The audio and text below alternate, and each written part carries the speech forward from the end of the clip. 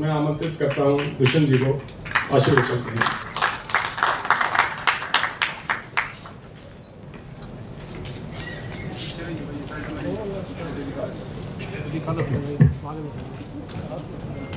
आज इस संगोष्ठी में हमारे बीच राज्यसभा सांसद बड़े भाई कार्तिकेय शर्मा जी, आपके राष्ट्रीय अध्यक्ष के श्रीनिवास रेड्डी जी, पूर्व में रहे अध्यक्ष सिन्हा साहब, जम्मू साहब, बहुत ही आदरणीय नरेश कौशल जी, सतनाम सिंह मानिक जी, आपके अध्यक्ष राम सिंह बराड़ जी, बलवंत अक्षक जी, सुरेंद्र गोयल जी, सभी सम्मानित पत्रकार छायाकार साथियों, मैं पहले तो बराड़ साहब का, तक्षक जी का आभार प्रकट करूंगा कि उनने इस कार्यक्रम में आज बुलाया, जहां देश के भी और पूरे प्रदेश और चंडीगढ़ रीजन के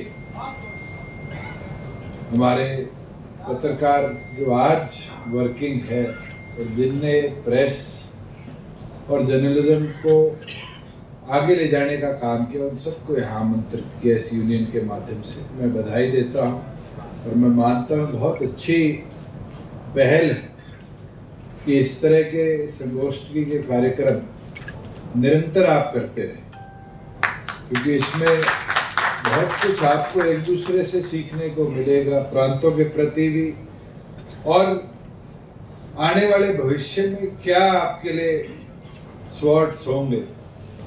स्वॉट्स बहुत जरूरी है हर फील्ड के अंदर एनालाइज करने के। स्ट्रेंथ्स क्या है, वीकनेस क्या है, अपॉर्चुनिटीज क्या है, ये सारी चीजें जब देखते हैं तो मुझे लगता है जो कलम की पत्रकारिता थी उससे लेके कीबोर्ड की पत्रकारिता तक बहुत बदलाव आया। और मेरे को तो इस 35 साल के मेरे जीवन में इतना बदलाव देखने को मिला है। मैं एक दिन तक्षक जी से पूछ रहा था, जब आप चौधरी देवीलाल जी के साथ पूरा देश घूमे तो बता रहे थे कि हमें फोटो खींचनी पड़ती थी, फिर रील काटनी पड़ती थी, एक डब्बे में डाल के भिजवानी पड़ती थी, और वो भी 1.5 दिन 2 दिन बाद पहुंचती, फिर अगले दिन छपती। इतना बड़ा टास्क उस समय पत्रकारिता का था।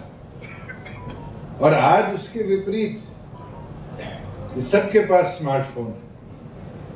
1 मिनट लगता है फोटो खींचो, चाहे वो फेसबुक पे डालना है, एक्स पे डालना है, अपने अखबार के, न्यूज चैनल के वेब पोर्टल पे डालना है। सुविधा आ गई, तकनीक आ गई, मगर एक चैलेंज भी आ गया है कि कौन पहले। और उस कौन पहले के चैलेंज में कई बार जो एथिक्स ऑफ जर्नलिज्म है उसको भी हम भूल जाते हैं कि ब्रेकिंग शब्द जब से लग गया है, वो ब्रेक करने के लिए क्या लिख रहे हैं, कैसा लिख रहे हैं, किस क्वालिटी का लिख रहे हैं, वो कहीं ना कहीं बहुत जरूरी है एक पत्रकार के लिए कि वो उसका बैलेंस जरूर बनाकर रखे। क्योंकि निरंतर हमने भी अखबारों में देखा है, 1 दिन 2 दिन बाद न्यूज आती है कि हम खेद प्रकट करते हैं, ये गलत छपा, मगर किसी न किसी के जीवन में वो एक शब्दावली का जो असर पड़ता है, वो इम्पैक्ट पड़ता है, वो बहुत महत्वपूर्ण रहता है। उसी तरीके से जैसे बात चल रही थी, कौशल साहब ने बताया कि अपने पुराने जीवन की एक स्टोरी मैंने कवर करी और फिर नोटिस आया और आया। आज एक नया ट्रेंड भी शुरू हो चुका कि हम स्टोरीज को मोल्ड भी करने लगे। वो भी बहुत रिस्की है। और मुझे लगता है कि जो आपकी हरियाणा चंडीगढ़ वाली यूनियन है, राष्ट्रीय यूनियन है, इस चीज पे भी आपको जरूर विचार करना पड़ेगा। पीछे कई इंसिडेंट्स ऐसे हुए हैं जहां पर निरंतर देखा गया कि सिर्फ कवरेज या प्रायोरिटी या नंबर 1 बनने के लिए चीजें दर्शाई गई, दिखाई गई, ब्रेकिंग करी गई, मगर अंत में आकर उसका जो रिजल्ट था वो बिल्कुल ऑपोजिट आया। और मुझे लगता है अब कोर्ट्स ने भी मीडिया ट्रायल्स के ऊपर संज्ञान लेना शुरू किया है कि किस तरह से कदमों को मोल्ड किया जाता है और फिर रिजल्ट विपरीत आते हैं। तो मुझे लगता है इसको भी आप सबको मिलकर डील करना चाहिए कि हम जो जर्नलिज्म के एथिक्स हैं उसको अच्छी तरीके से मेंटेन कर आगे बढ़ाने का काम करें। मेरे लिए तो सौभाग्य है, अधिकतम स्टेज पे जितने वरिष्ठ पत्रकार बैठे हैं सबने, आज चौथी पीढ़ी है चौधरी देवीलाल जी की, जहाँ इनने कहीं ना कहीं उसको कवर किया है, लिखा है, उसको मॉनिटर किया है, मुलाकात हुई।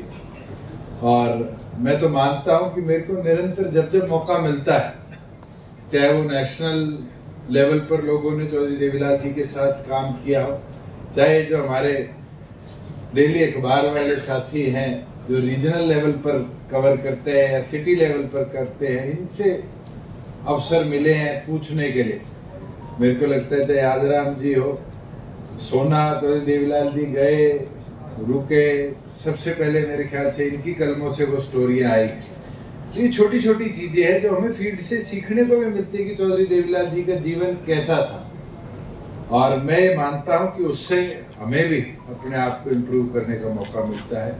एक किस्सा मानिक साहब ने वाल साहब वाला बताया, जेल वाला, मैं उसको थोड़ा सा और आगे लेके जाऊं कि अभी पिछले दिनों मेरे को चंद्रबाबू नायडू जी के बेटे मिले, लोकेश जी, और चंद्रबाबू नायडू जी को आज जेल में रखा गया है और एक ऐसी चीज में जिसकी इन्वेस्टिगेशन अभी ऑन गोइंग।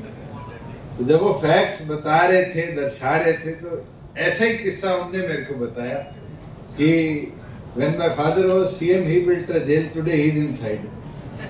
तो मैं ये बोलता हूँ कि मैं जेल विभाग नहीं लूंगा, ना जेल बनाऊंगा, क्योंकि आज के दिन पॉलिटिकल राइवलरीज और जिस तरह के हालात लग रहे हैं, मुझे लगता है आप बड़ा किस्सा कितने अरसे का होगा और आज एक किस्सा आ गया और आने वाले भविष्य में कितने ऐसे किस्से आपको लिखने को मिलेंगे, हमें सुनने को मिलेंगे, तो भगवान जानता है। मगर ऑन द लाइटर नोट मैं एक चीज जरूर कहूंगा कि आने वाला भविष्य आपके लिए बहुत चैलेंजेबल है। जैसे अभी कार्तिकेय जी ने कहा कि आर्टिफिशियल इंटेलिजेंस, और धीरे धीरे हम देख रहे हैं। एक दिन कई अधिकारी बैठे थे और बैठे बैठे मैं और सीएम साहब चर्चा कर रहे थे चैट जीपीटी, और हमने एक बार वैसे ही एक अधिकारी को कहा कि एक पत्र लिखिए माननीय प्रधानमंत्री जी के नाम, जिसका विषय ये होना चाहिए। उस अधिकारी ने 3 लाइन लिखी और 2 पेज का एक पेपर प्रिंट आउट करके हमारे हाथ में ले दिया, और वहाँ सीनियर लेवल के जो एसीएस रैंक के ऑफिसर्स थे, हमने 2 को कॉपी दी और कहा गलती ढूंढो। तो ये जवाब आया कि हमारे से अच्छी ड्राफ्टिंग। तो मुझे लगता है आप लोगों के लिए भी ये चैलेंज रहेगा कि ये ऑटोमेटेड ड्राफ्टिंग्स आ जाएंगी, ऑटोमेटेड आर्टिकल्स आ जाएंगे, मगर जो क्रक्स था, जो एक अपनापन था, एक सोच थी, एक पत्रकार का विजन एक खबर में डलता था, वो मिसिंग हो जाएगा। उसको मेंटेन रखना बहुत जरूरी है। और कई बार देखने को मिला है कि रीसेंट न्यूज आर्टिकल्स जो आते हैं वो एक स्टैटिक न्यूज के तौर पे छपते हैं। जैसे हमारे ऑफिस से अगर दीप कमल धर्मपाल कोई एक न्यूज भेजता है, मुझे लगता है कि बहुत रेयरली ये होगा कि उसमें 2 लाइनें ऊपर नीचे करी गई होंगी, या छोटा मोटा काटा पीटी करी होगी, या नई शब्दावली का इस्तेमाल। सबसे जरूरी मुझे लगता है, हम भाषण देते हैं और करते हैं, अपनापन एक जो टच है वो हम पत्रकारिता में मिस होता देख रहे हैं, और उसको लाना सर्वाइवल के तौर पर बहुत जरूरी है। क्योंकि आप लोगों की कलम, आप लोगों के शब्दों का इस्तेमाल, मुझे लगता है एक रीडर के दिमाग पर बहुत बड़ा मैसेज छोड़ता है, और वो जरूरी है कि हम आने वाले भविष्य की जनरेशन को ट्रांसफर करके जाए। जैसे अभी रेड्डी जी बोल रहे थे साउथ की बात की, किस तरह वो सीमेंट फैक्ट्री के अंदर पत्रकार ने स्टोरी लिखी और उसका मर्डर हो गया। मुझे लगता है northern India is still on the safer side. We don't see these incidents. I have in my last 10 years of active political career seen 1 or 2 incidents I think in Haryana of similar। एक हमारे शायद वो राजेश क्रांति जी थे, उन पे attack हुआ था, और एक दादरी के पत्रकार थे जिन पे आपके ओवरलोडिंग के वालों ने ट्रक चढ़ाया था। मगर ऐसे इंसिडेंट्स हमारे यहाँ नहीं देखने को मिलते। मगर आपके वहाँ ये इंसिडेंट्स इसलिए भी हैं बिकॉज पत्रकारिता बोल्ड है। पत्रकारिता के अंदर वहाँ कदम उठाने वाला ये नहीं डरता कि कल मेरा अखबार बंद हो जाएगा, मेरी एक्रेडिटेशन चली जाएगी। वहाँ का व्यक्ति फिर भी ये सोच कर चलता है कि खबर है, खबर में सच्चाई है, उस सच्चाई को आम जनता तक पहुँचाने के लिए मुझे लिखना है, और वो लिखकर था। शायद कौशल साहब ने जो बात कही कि फिर सीनियर थाने में नहीं जाएगा साहब, ये डर है। या फिर हमारे बीच में से चले गए आपके हिंदुस्तान टाइम्स के साथी वो विनायक जी, वो जो कह रहे थे कि वो एडवर्टाइजमेंट वाला जो डर है। मैं मानता हूं कि पत्रकारिता को शायद हम डे टू डे लाइफ के अंदर एडवर्टाइजमेंट, गवर्नमेंट, इसके अंदर जोड़कर बहुत रख चुके हैं। थोड़ा सा इससे ऊपर भी उठना पड़ेगा। There has to be a transparency which is required. और मुझे लगता है कि अगर हम दे पाएंगे तभी जाके, अब मुझे मास्टर्स करने का मौका मिला मास जर्नलिज्म के अंदर, और मास कम्युनिकेशन का जब मैं कोर्स पढ़ रहा था तो ये सारे किस्से किस तरह अखबार शुरू हुआ, कैसे कैसे उसमें डेवलपमेंट आई, रेडियो हो, टेलीविज़न हो, इनकी इंटरनेशनल यूनियन बनी, कॉन्क्लेव हुई, कैसे कैसे उसमें बदलाव आए, ये सारा तो हिस्टोरिकल डाटा है। मगर आने वाला भविष्य क्या है? जब मैं डॉक्टरेट का सब्जेक्ट चुन रहा था मास कम्युनिकेशन के अंदर, मेरे से पूछा तो पहले मैंने मेरे गाइड को कहा, मैंने कहा मेरे पीएचडी करनी है मीडिया लॉ पे, क्योंकि मैंने एलएलएम भी करी हुई है और मास कम्युनिकेशन भी करी हुई है। तो मैंने कहा जॉइंटली मेरे लिए इजी सब्जेक्ट होगा कि मीडिया लॉ के ऊपर पढ़ाई करता हूँ, क्योंकि पॉलिटिशियन को तो 2 ही लोगों से खतरा है, वकील से और पत्रकार से। मगर दोनों के बारे में सीख जाऊंगा तो सुखी रहूंगा आगे चल जाना। मगर उनका सुझाव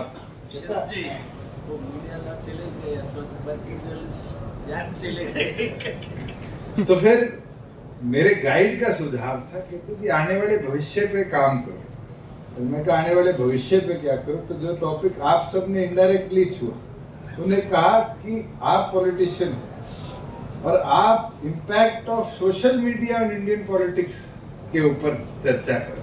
और जब मैं इस सब्जेक्ट के बारे में सोचने लगा तो सच्ची मुझे याद है 2010 में मैंने डॉक्टर अजय सिंह चौटाला जी का फेसबुक अकाउंट खोला, और जब मेरे को डॉक्टर साहब ने पूछा कि इससे क्या हो जाएगा, मैंने कहा कि आपकी जो खबर राम सिंह जी अखबारों में भेजते हैं वो मैं इस पर भी डालना शुरू कर दूँ। और हमने धीरे धीरे सोशल मीडिया पे पार्टी की एक्टिविटी डालनी शुरू करी। मैं अमेरिका से आया हुआ था और ये इम्पैक्ट देखना शुरू। और मैं मानता हूँ कि 2014 के चुनाव के अंदर नेशनल इलेक्शंस में जो रोल सोशल मीडिया ने प्ले किया, मुझे लगता है कि इंडियन इलेक्ट्रॉनिक मीडिया भी, प्रिंट मीडिया भी वो रोल प्ले नहीं करती। 19 के अंदर ये और ज्यादा होगी, और मुझे नहीं पता कि 24 में क्या होगा या 29 में क्या होगा, मगर इसका इम्पैक्ट जो फ्यूचर पॉलिटिक्स पे है वो बहुत महत्वपूर्ण रहेगा। और मुझे लगता है इसमें आपकी एक्टिविटी भी जो है सबकी, उसकी भी महत्वपूर्णता बढ़ेगी, मगर उसको क्वालिटेटिव मेजरमेंट करनी बहुत जरूरी है कि हम उसको कैसे क्वालिटी उसकी बना कर रखेंगे। मैं अभी भाटिया जी ऊपर आए, जब मैं कह रहा था, मैं कही हमारा अखबार है सिरसा का कार्तिकेय जी को, जो अगले दिन की खबर पिछले दिन संध्या में पढ़ा देता है। वो बहुत इंटरेक्टिव चीज़ है। हमारी स्टेट में 3-4 शहर ही है जिसमें मल्टीपल इवनिंग न्यूज़पेपर आते हैं। मैं सांसद बन के गया, ऊपर जी शायद उस समय हिसार के प्रधान थे यूनियन के, और ये मेरे को अपने ऑफिस में ले गए और ले जाते ही दिखाया, कहते हमारे पास तो कुछ व्यवस्था नहीं। और मैंने फिर इनको, मेरे 5 लाख की ग्रांट थी जो सबसे पहले देने का काम किया था कि आप अपना प्रेस क्लब इम्प्रूव तो करो, अपनी प्रेस की बैठने की व्यवस्था तो बनाओ। मैं सिरसा गया, सिरसा का हमारा प्रेस क्लब था, उसकी हमने व्यवस्था बनाई, और उस व्यवस्था के अंदर मेरे ख्याल से आज वहाँ कंप्यूटर्स भी है, वहाँ इंटरनेट भी है, बैठने की व्यवस्था भी है। और मैं तो चाहूँगा धीरे धीरे जहाँ जहाँ आपके यूनियन के लोग हैं वहाँ एक जगह, कई जगह मैंने देखा है किराए पे भी ले रखी है, कई जगह रोहतक में मैं पिछले दिनों जाके आया, वहाँ किराए पे उनने एक रूम ले रखा है जहाँ 4 टीवी लगा रखे, अखबार आते हैं। क्योंकि आप लोग भी अब इकट्ठा बैठना कम कर गए। प्रेस कॉन्फ्रेंसेज में तो आप लोग सारे इकट्ठे बैठ जाते हो। मुझे लगता है कि ये जो वर्ग है इसका दिन में चाहे आधा घंटा एक कमरे में बैठना हो जाए तो आपको कितने अलग तरह की स्टोरीज और व्यू पॉइंट्स एक कलेक्टिव रूम में मिल जाते हैं, और ये बहुत जरूरी है। हम तो प्रयास कर ही रहे हैं डीपीआई डिपार्टमेंट की तरफ से, निरंतर हमारे जो जिले लेवल पर आपकी यूनियन है उनको सहयोग भी मिलता रहता है। पिछले दिनों मेरे पास बराड़ साहब जब इनविटेशन देने आए तो बातों में मैंने कहा आज तो शायद आप वाला एजेंडा भी आ सकता है, 10 से 11 हज़ार हो जाए। तो इन्हें बताया कि पंजाब में 12.5 है और राजस्थान में उससे थोड़ी ज़्यादा है।